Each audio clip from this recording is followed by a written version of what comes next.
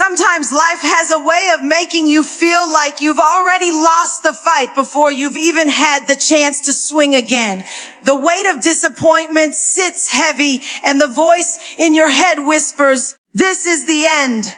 But I came to remind you that what you're going through right now is not your ending. This is not the full story of your life. This is just the chapter where it looks like everything fell apart. And let me tell you something, breakdowns are not permanent places. They are setups for breakthroughs. You are standing in the middle of a comeback season. And if you quit now, you'll miss the very thing all that pain was preparing you for. Think about it. Every single time you thought you couldn't take another step, somehow you still did. Every night you cried yourself to sleep and woke up wondering how you would face another day. You still showed up. That's proof. Proof that the ending you thought you met was only a detour, not a dead end. Life will try to convince you that your mistakes, your failures, your heartbreaks have disqualified you from ever rising again. But don't let that lie settle in your spirit. The truth is, those very moments are shaping you, molding you, building the resilience you'll need to carry the victory that's ahead of you. See, a comeback isn't birthed in comfort. It's birthed in chaos. It doesn't come from the mountaintop. It's forged in the valley. A comeback requires something to come back from. That means what you see as the end is only the qualifying ground for the new season you're stepping into. If you were never knocked down, you'd never discover the power of rising up. If you were never broken, you'd never see how strong the pieces of you really are. So when life shakes you, when it strips you of what you thought you needed, don't confuse that stripping with the end of your story.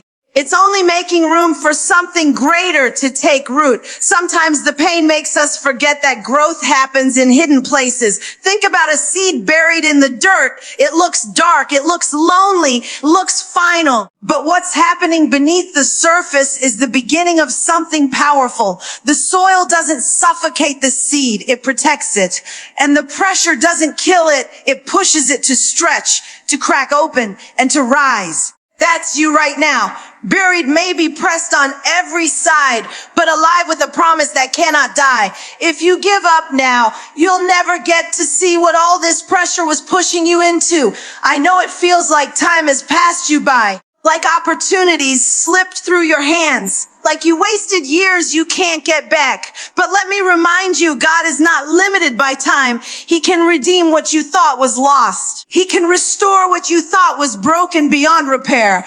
He can breathe new life into dry places and turn endings into fresh beginnings. That's why you can't quit right now. Because even if it looks finished to you, it's only unfinished business in His hands. And yes, it hurts. Yes, it feels unfair. Yes, the weight gets so heavy you can barely breathe. But this is where you find out who you really are. This is where you discover that you are not fragile, you are not disposable, and you are not forgotten. You are the evidence that broken things can still be built again. You are the proof that storms don't drown those who refuse to stop swimming. You are the story that someone else will hold on to when they're in the middle of their own valley. So don't give in to the voice that tells you it's over. Don't let shame, regret, or fear convince you that you're finished. You are not finished. You are being formed. You are not buried. You are planted. And what's planted must rise. This is your comeback season.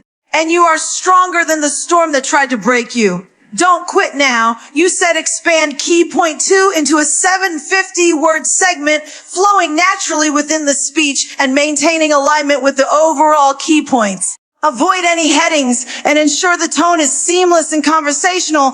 Conclude with only the necessary closing line for impact, and don't mention Sarah A. Jakse's name, and write it like Tony Sarah Jakse is giving speech in key point. ChatGPT said there are moments in life when silence feels louder than any storm you've ever faced. You pray, you hope, you try to keep your faith alive, but all you hear is stillness. It feels like heaven shut its doors.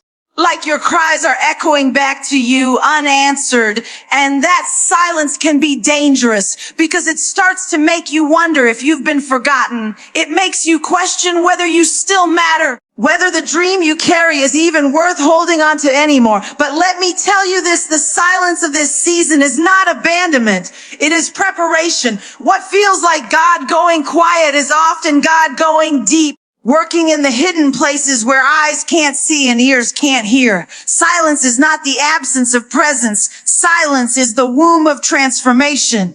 It's the place where strength is formed, where character is built, where faith becomes more than just words you say. It becomes the anchor you hold on to when nothing else makes sense. We don't like silence because silence forces us to face ourselves. It strips away the noise, the distractions, the validation we crave from others, and it leaves us with only the truth. And in that raw space, you begin to discover that your identity was never in the applause, never in the approval, never in the outcome. It was always in who you were designed to be, even when no one is watching. Hidden seasons are some of the most uncomfortable places we'll ever walk through. It's like being on the backside of the desert, where nobody is calling your name. Nobody is clapping for your efforts. Nobody even seems to notice the fight you're still showing up for. And yet, it's in those very places that the foundation for your comeback is laid. When nobody sees you, God sees you. When nobody calls you, heaven is still writing your story. And what is planted in obscurity often grows with the deepest roots. Think about it. Every great comeback begins with an unseen preparation.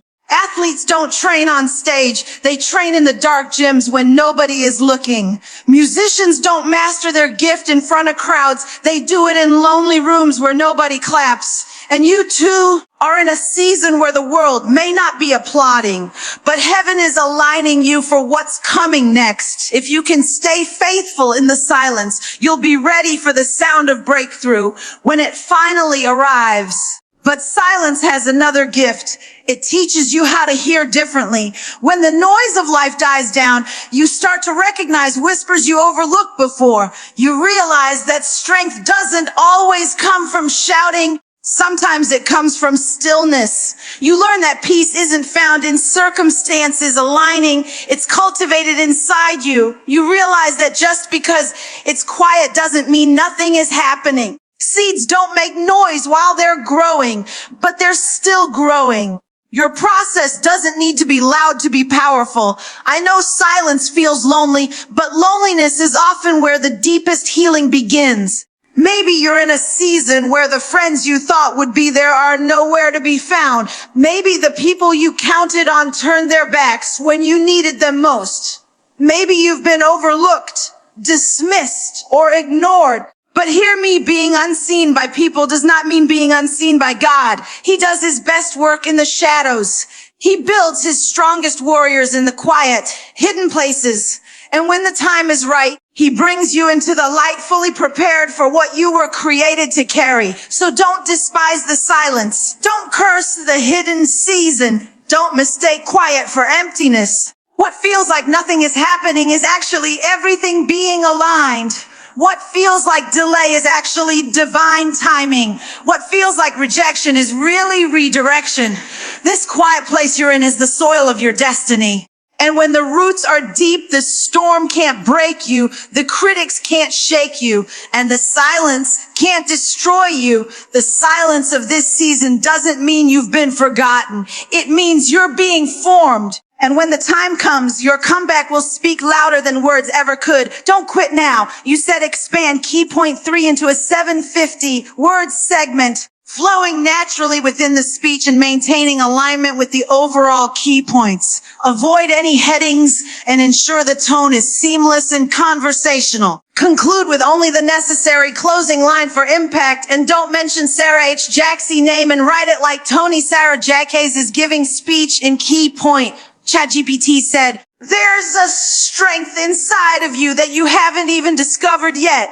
You've been carrying more than you realize, surviving storms that should have drowned you, standing up after falls that should have kept you down, and pushing through nights that tried to convince you morning would never come. Sometimes you look at yourself and only see the cracks, the weaknesses, the failures. But what you don't see is the power that's been building inside of you through every trial you've faced. The weight of what you're carrying isn't here to crush you. It's here to prove that you're stronger than you think. Pressure has a way of revealing what's hidden. Diamonds aren't formed in comfort. They're created under intense pressure. Gold doesn't shine until it's been refined in fire. And in the same way, your purpose won't come alive without the pressure that forces it to the surface. The challenges you've been walking through are not here to destroy you. They're confirmation that something valuable lives within you. If there was nothing inside of you worth fighting for, the enemy wouldn't come after you the way he does. But because there's greatness in you, because there's destiny written on your name, life has been pressing on you, testing you, pushing you to see what you're really made of. And maybe right now you feel like the weight is too heavy. Maybe you're wondering why you've had to carry so much responsibility, heartbreak, loss, disappointment. Maybe you've even thought, why me? But what if I told you that the very reason you've been trusted with so much weight is because you're strong enough to handle it? You don't even realize the strength you've already proven by surviving everything that was meant to break you. Others would have quit under the load you're carrying. Others would have folded under the same pain you've endured. But you're still here, still standing, still pushing, even when you don't feel like it. That's strength. You've got to stop looking at yourself through the lens of weakness and start recognizing the power that's been forged in you. You are not fragile. You are not weak. You are not defined by what you lost, what they said, or what didn't work out. You are defined by the resilience that refuses to let you give up.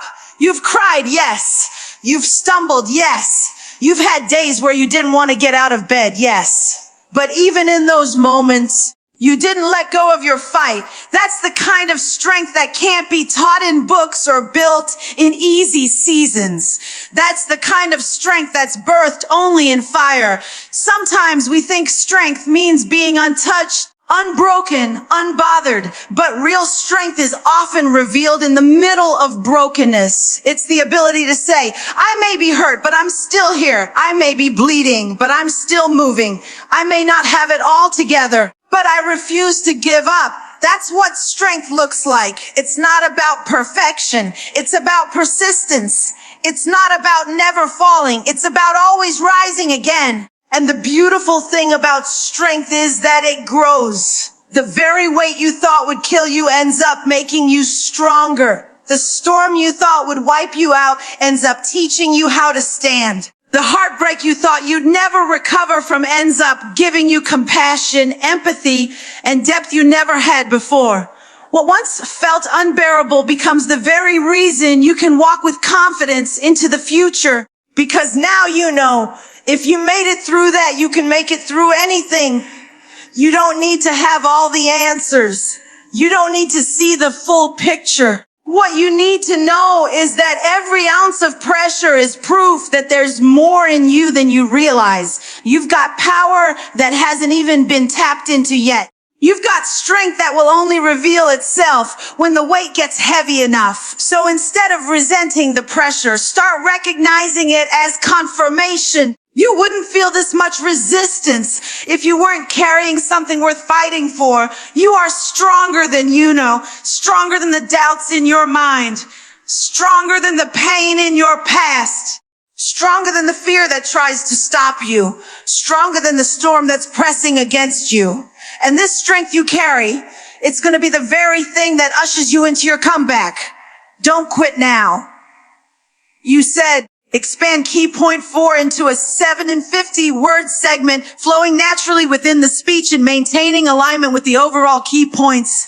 Avoid any headings and ensure the tone is seamless and conversational. Conclude with only the necessary closing line for impact, and don't mention Sarah Jakse name and write it like Tony Sarash. Jakse is giving speech in key point.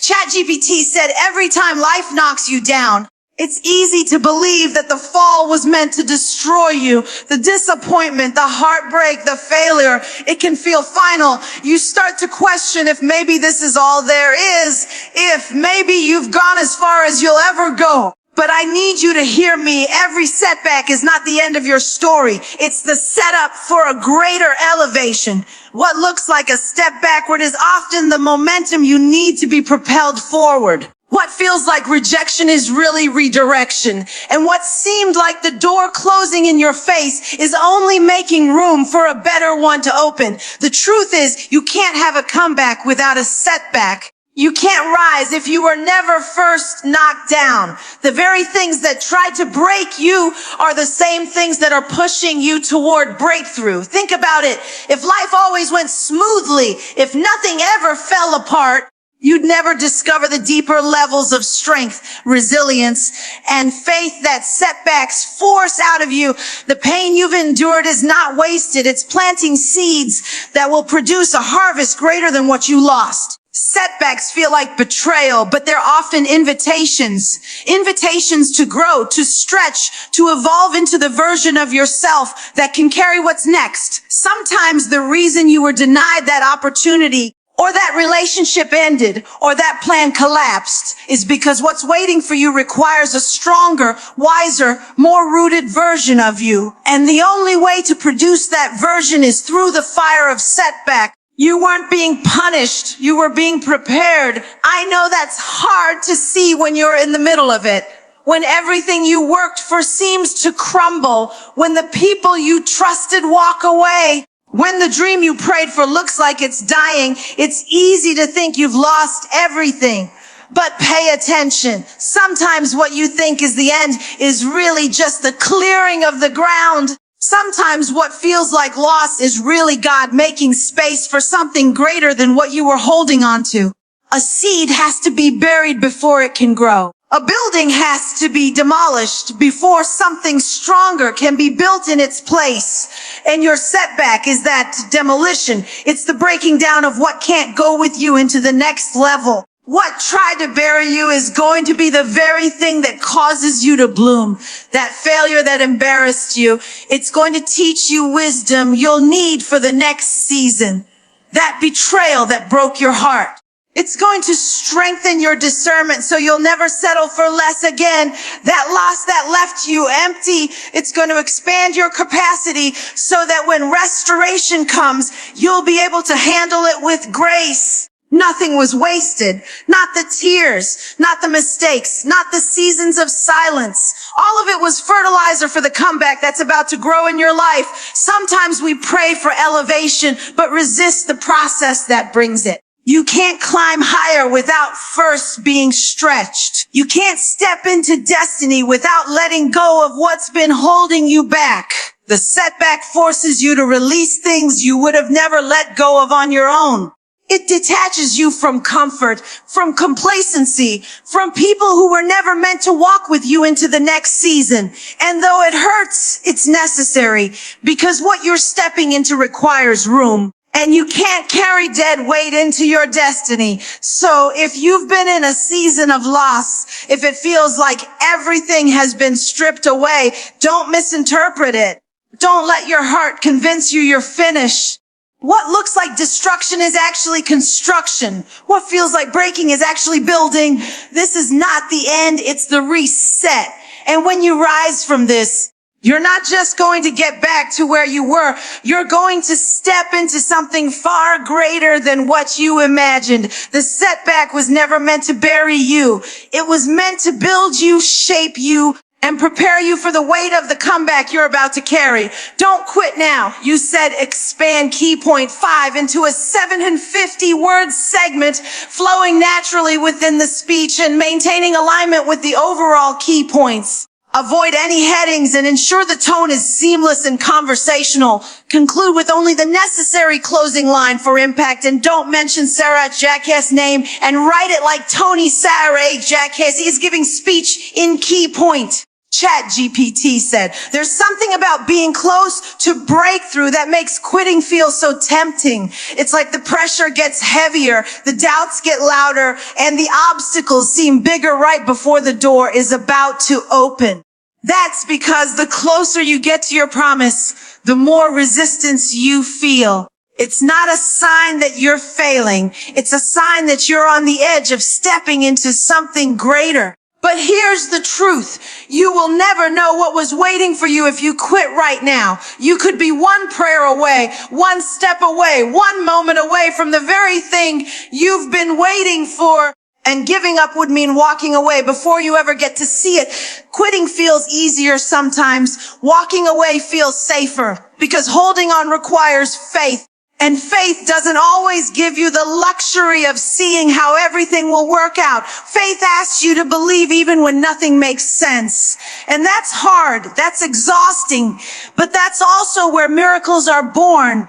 Not in the comfort of certainty, but in the risk of holding on when everything inside of you wants to let go. Think about the times in your life when you almost gave up before. The seasons where you were convinced you couldn't take one more step, but somehow you did. And what happened? You got through it. You survived what you thought would break you. You kept breathing, kept moving, kept living even when you wanted to quit. That alone is proof that quitting has never really been your story. You've been tempted, yes. You've cried about it, yes. You've even sat down for a moment. Maybe even thought about walking away, but the strength inside you has always carried you past that moment. And that same strength is what's going to carry you through now. You can't quit because you don't know what's on the other side of this test. You don't know what doors are waiting to swing open, what opportunities are about to be released, what blessings are lined up with your name on them. You don't know who's watching you, who's drawing strength from your fight, who will be inspired by your refusal to give up. Quitting doesn't just affect you. It affects everyone connected to you. Someone else's hope is tied to your endurance. Someone else's healing is tied to your survival. Your decision to keep going may very well be the reason they don't quit. And let's be real, there's a part of you that knows quitting won't even satisfy you because deep down you know there's more in you. You know you weren't built to stop here. You know you've come too far to turn around. Quitting would leave you with regret, with unanswered questions, with a life half lived, and you've already paid too high a price to walk away empty-handed now. You've already cried too many tears, fought too many battles, endured too much pain to let it all be for nothing. You might as well see what all this struggle was preparing you for. Sometimes the hardest part isn't fighting the storm, it's waiting in the silence, holding on when nothing seems to change. That's where most people give up because they confuse delay with denial. But delay doesn't mean it won't happen. Delay means the foundation is still being built. Delay means the preparation isn't finished. Delay means the story isn't ready to unfold yet. And if you can endure the delay, you'll get to see the delivery. But you'll never see it if you stop showing up now. So yes, the fight is hard. Yes, you're tired. Yes, there are days you wonder if it's even worth it. But hear me, quitting now would be like leaving the hospital room just before the baby is born. It would be like walking out of the theater before the final scene. It would be like tearing up the canvas before the masterpiece is revealed. Don't let exhaustion trick you into abandoning destiny. Don't let temporary pain convince you to forfeit permanent promise. You are closer than you think, closer than you feel, closer than you believe. Your breakthrough is on the horizon. Your answer is in motion. Your story is still unfolding, and when it comes, it will all make sense. Don't quit now. You said expand key point 6 into a 750-word segment, flowing naturally within the speech and maintaining alignment with the overall key points. Avoid any headings and ensure the tone is seamless and conversational. Conclude with only the necessary closing line for impact, and don't mention Sarah Jakse's name and write it like Tony. Sarah Jakse is giving speech in key point. ChatGPT said your comeback is bigger than you. It's not just about your healing, your growth, or your victory. It's about the lives that will be touched when people see you rise again. Sometimes we think our pain is only personal, that what we go through is just about us. But the truth is, every battle you've survived, every storm you've weathered, every tear you've cried is becoming evidence for someone else that survival is possible. Your life is a message, and when you get back up, that message will speak louder than any words you could ever say. Think about the people around you, the ones who may never tell you, but they're watching how you handle your struggle. They're watching how you keep moving when everything in you wants to stop. They're watching how you keep showing up even when your heart is heavy. And when they see you make it through, it gives them courage to believe they can make it too. You may not realize it, but your endurance is lighting a path for someone else. Your comeback is proof that brokenness is not the end, that failure is not final, that hope is not wasted. And isn't it wild how sometimes the very thing we're most ashamed of becomes the thing that inspires someone else the most? The divorce you thought disqualified you, the addiction you thought ruined you, the mistakes you thought would forever stain your name. Those are the same things someone else will look at and say, if they could come back from that, maybe I can too. The parts of your story you tried to hide are often the exact parts God uses to reach others. Nothing in your journey is wasted, not even the mess, especially not the mess. That's why quitting isn't an option. Because if you give up now, you're not just robbing yourself, you're robbing the countless people who will be encouraged by your victory. Your children are watching, your friends are watching, strangers you may never meet are watching, and your courage to rise becomes their roadmap out of the pit. You are carrying more than your own destiny. You are carrying hope for everyone connected to you. Sometimes the weight of that feels overwhelming. But let it remind you that your life has purpose far greater than what you can see. Every struggle you face is sharpening you, preparing you, and positioning you to be a vessel of hope. When you rise, you don't rise alone. You pull others with you. When you overcome, you open the door for others to overcome too. That's the power of a comeback. It multiplies. It spreads. It shifts the atmosphere, not just for you, but for everyone around you. And maybe right now you don't feel like a testimony.